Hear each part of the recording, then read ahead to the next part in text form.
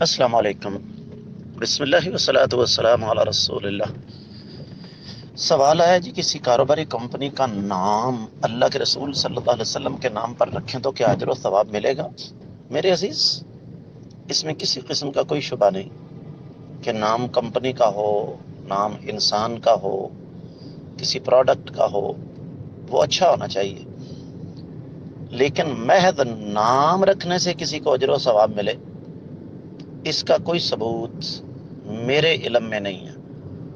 ہاں، اس کمپنی میں آپ جو کام کر رہے ہیں وہ حلال کریں، اچھا کام کریں، شریعت کے مطابق کریں، اللہ کی نافرمانی سے بچیں، اللہ کا حق ادا کریں، غرباء، فقراء، مساکین، ان کا آپ خیال رکھیں، اس پر آپ کو اجر و ثواب ملے گا۔ امید ہے کہ انشاءاللہ آپ کو سمجھ آ گئی ہوگی۔ واللہ تعالی اعلم۔